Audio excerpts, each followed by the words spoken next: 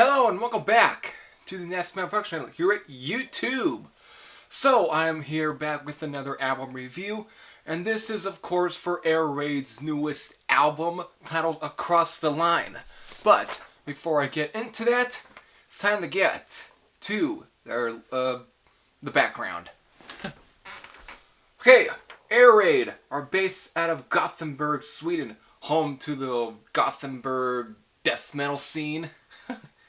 And were formed in 2009 by guitar players Andreas, Johansson, and Johan Karlsson. The band has released about 2 full-length albums, being Night of the Axe, released in 2012, and Point of Impact in 2014, and of course 1 EP, being Danger Ahead in 2012. Before their new album. But before this album has went through has went through many lineup changes, including losing founder guitar player Johan Karlsson, and even has went through 2 singers before getting new singer Fredrik Werner.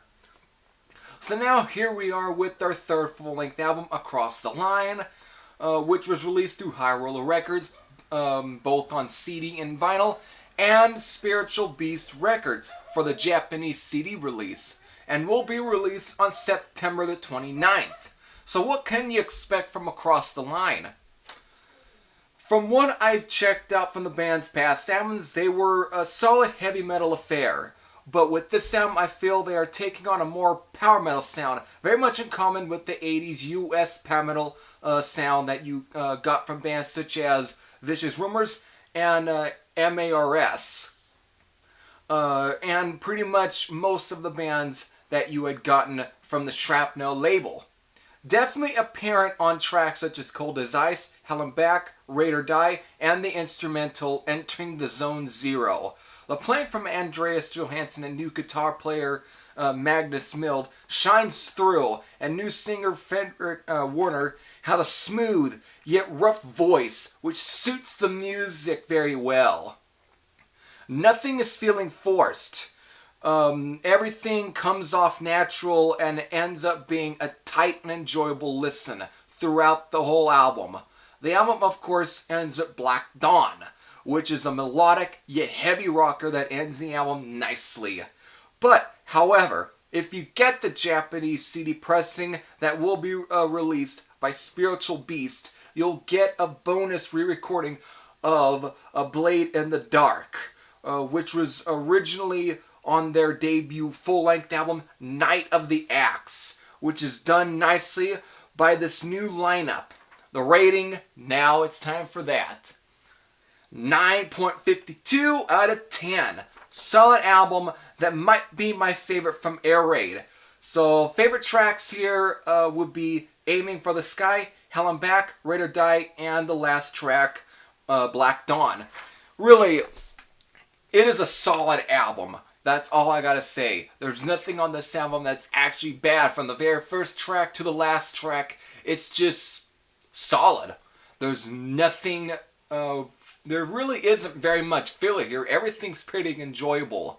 Though, to the other listener, I'm not going to say that you will find filler. You might, because everyone's taste is different. But, for me, I really enjoyed the album. Thus, that's why I gave the score.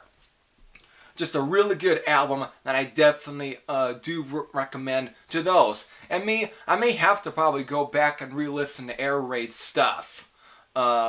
Because it was a band that I never really put much attention into. But after this album, I really definitely enjoyed everything on this album. But still, who knows? This still might end up being my favorite. Because the album that, that you listen to is one that you will seem to remember the most.